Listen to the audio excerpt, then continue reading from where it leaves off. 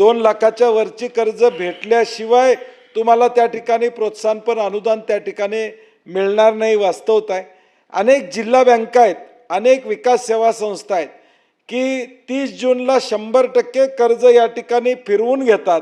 हे पश्चिम महाराष्ट्रामध्ये गोरेसाहेब आपल्या सगळ्या बँका सातारा, सांगली, कोल्हापूर सगळीकडे बघितलं तर आपण नवं जुनं करतो, त्याला तर याचा फायदा निश्चितपणे या ठिकाणी मिळणार। म्हणजे बच्चू भाऊ जसं म्हणले मगाशी की जो थकीत आहे त्या 50,000च, जो थकीत आहे तो मात्र आता त्यांना थकीत ठेवलेलाच समाधान आहे। म्हणजे तो थकीत का राहिला हा एक उद्देश सदाभाऊ महत्त्वाचा आहे की तो अडचणीत होता म्हणून थकीत राहिला, परंतु ज्या सोसायट्या चांगल्या आहेत, सक्षम आहेत, त्यांनी मात्र नवं जुनं केलं आणि त्या नव्या जुन्यामुळं अडचणीत असलेला शेतकरी सुद्धा आता या खऱ्या कर्जमाफीला या ठिकाणी मिळत नाही। म्हणून जे मगाशी तुम्ही बच्चूभाऊ म्हटला हे प्रोत्साहन अनुदान 1 लाखाऐवजी 1.5 लाख आपण सरसकट या ठिकाणी दिलं पाहिजे, तरच या शेतकऱ्यांना खऱ्या अर्थाने या ठिकाणी लाभ त्या ठिकाणी मिळू शकणार। 19चा विषय आपण त्या ठिकाणी मांडला, तोही अडचणीचा उद्याच्या भविष्यकाळात त्या ठिकाणी ठरणार आहे।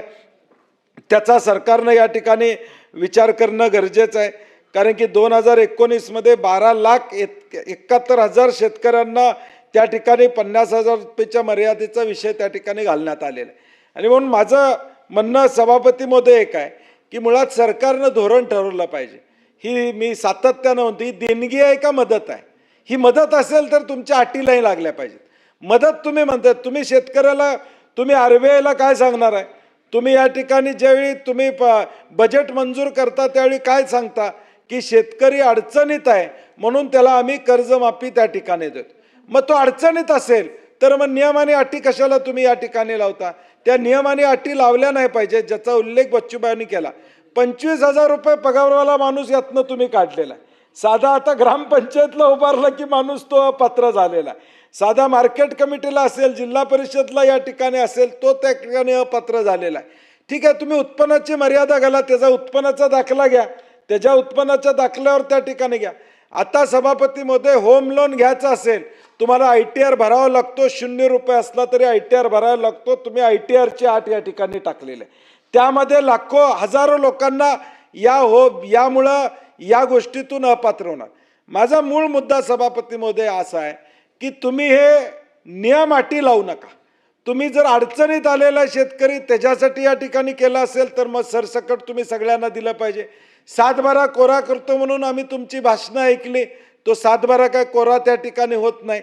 आज अचानकपणे तुम्ही हा निर्णय या ठिकाणी घेतला।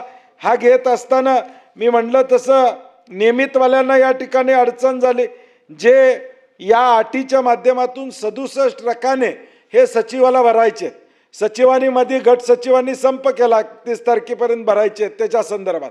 आणि म्हणून एकूणच या सगळ्या कर्जमाफीचा जो काय शो आहे तो फक्त दाखवण्यासाठी शो आहे।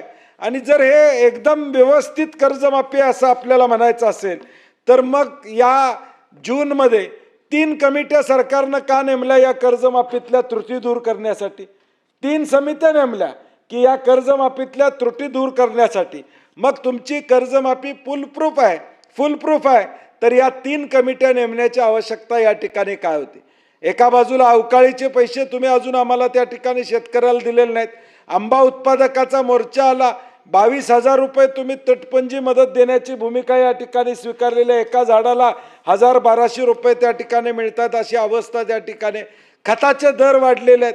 या सगळ्या परिस्थितीमध्ये मग कांदा उत्पादक असू दे, आमचा काजू उत्पादक असू दे किंवा आमचा ऊस उत्पादक असू दे किंवा खरीपाचा सगळा उत्पादक असू दे, हा सगळा या विषयामध्ये अडचणीत आलेला आहे।